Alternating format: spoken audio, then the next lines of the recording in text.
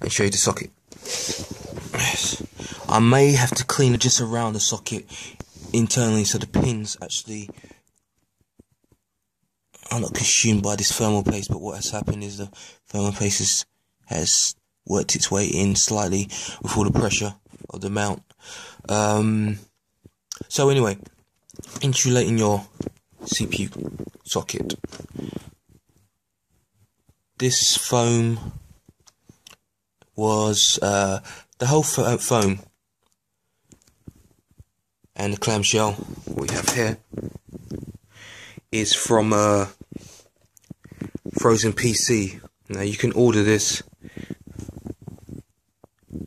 I've customized the insulation inside.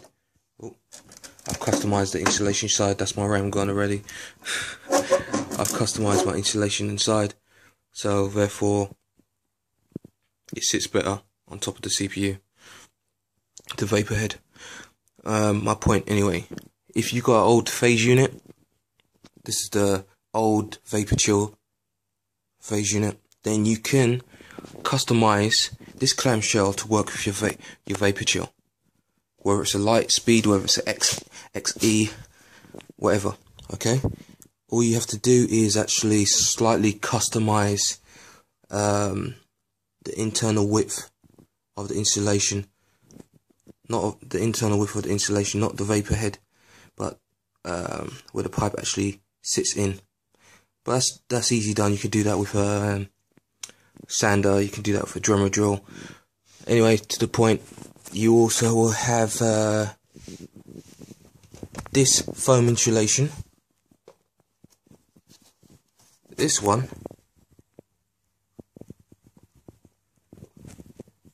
this one,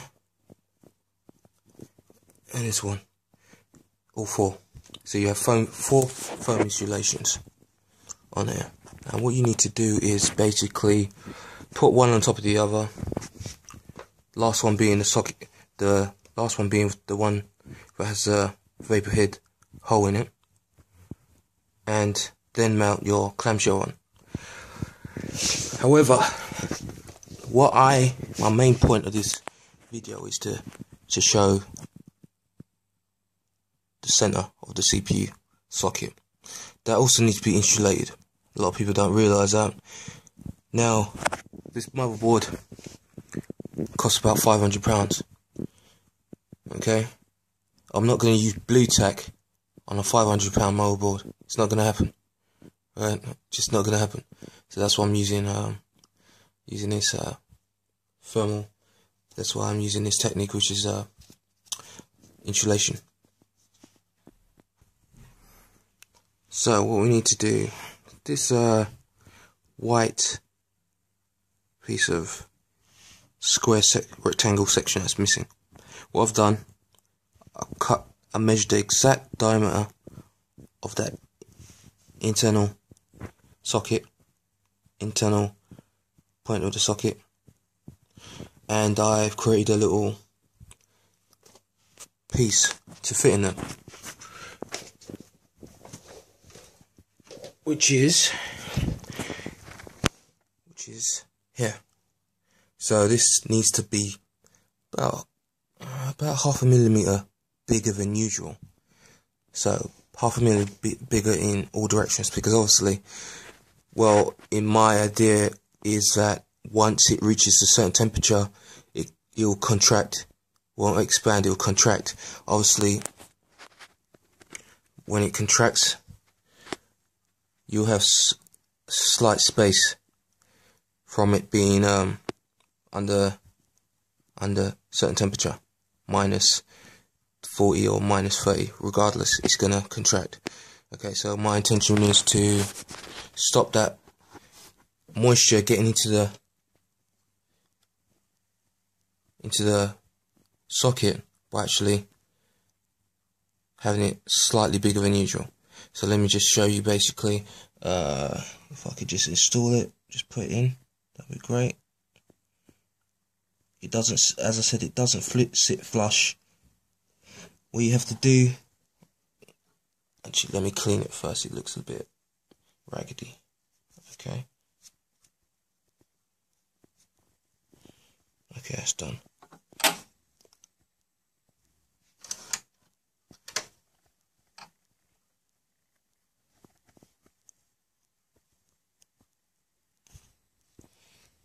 So what we're doing here,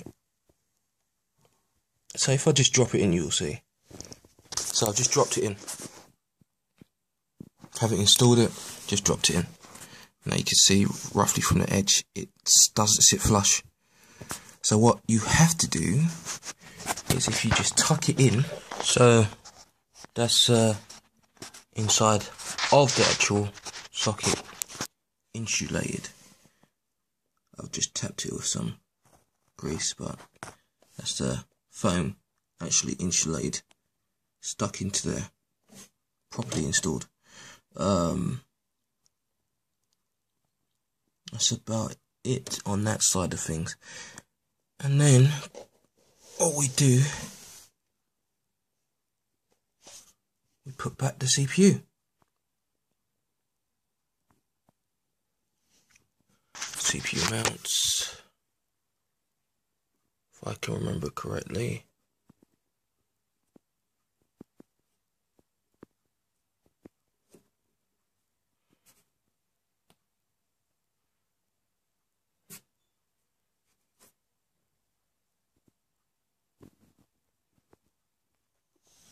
Now, because you've taken away the CPU, you always have to remember the orientation of how the CPU goes. Okay, so do not get baffled when that happens. I'm gonna need 2 hands to do this, or I can just grab the CPU like that.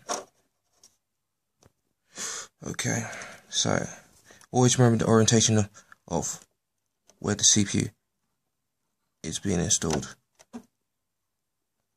Otherwise, to install it wrongly is detrimental.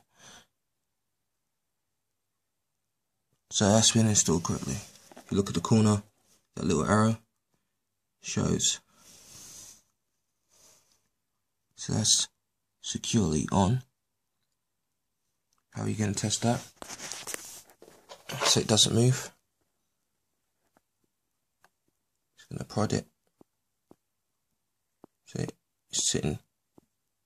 It's not actually sitting as flush as I want it to be, but it's flush enough. Okay, the pins are holding it up, so there should be a little bit of a spring when you press on it. If you can see that, I don't know if you can see that, but it's not actually sitting flush, but that little spring indicates that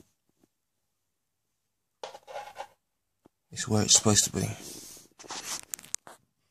Alrighty, so next thing we're going to do is install the other foam insulation around the CPU. If you notice that this mount, I forgot to tell you, the CPU mount has been taken off, so there are still mounting holes around it. However, the foam is actually closing it off, blocking it off. You can put thermal paste inside it and then put the foam insulation around it, and that'll seal it off even a little bit better. However, that doesn't need to get done. Let's just focus on putting this bad boy back together. So first one is on already. If I can find the second one.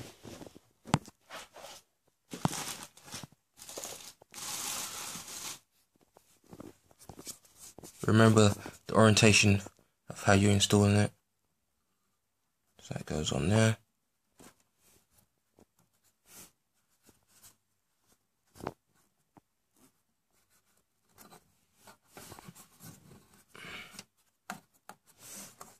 Just work it down, work it down, work it down, work it down.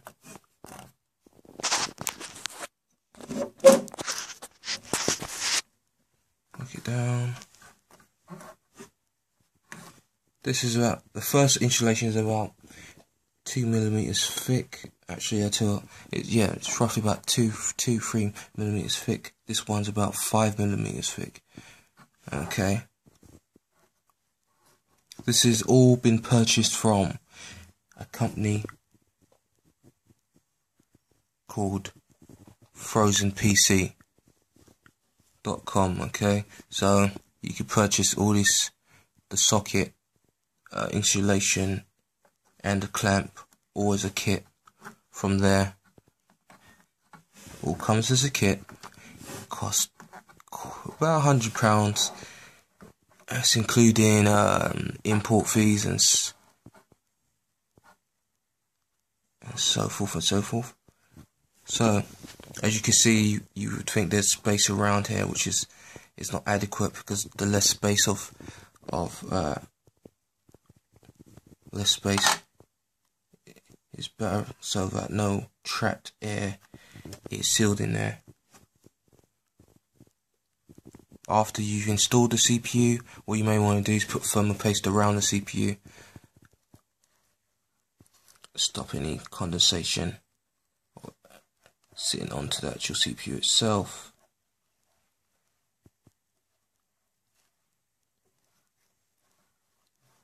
I would use more than this ideally in an ideal world, but I have not got that at hand. However, that's good enough. Okay.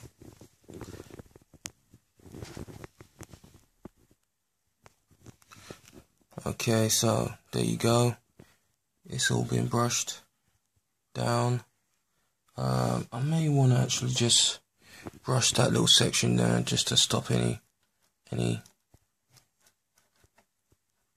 because I'm a perfectionist, to be honest with you. The freaking honest truth. Alright. So we got all that done. Let's put the last foam insulation on.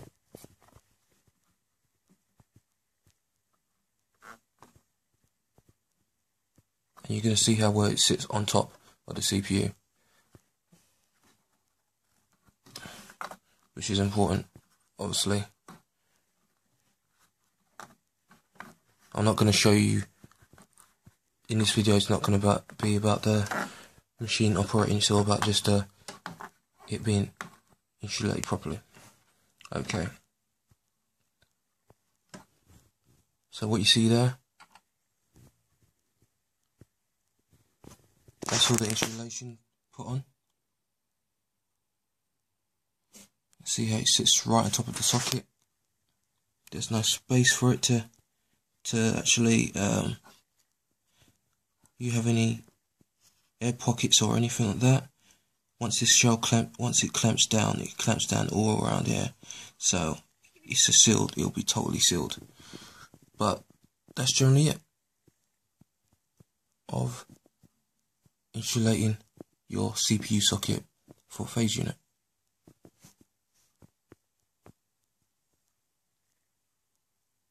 My next video will be being tested, benchmarked, up and running. If you've got any questions, queries, I know this is a bit of a bodge job, DIY video, but just wanted to show a quick video to show people if you have any problems mounting or throwing your existing phase unit away, you can actually buy a new clamshell and customize it to fit with your old existing phase unit, and utilize what you have. That's what it's about. Okay. Anyway, drop any comments, any troubles, just drop me a message. Alright, take it easy, people. Bye.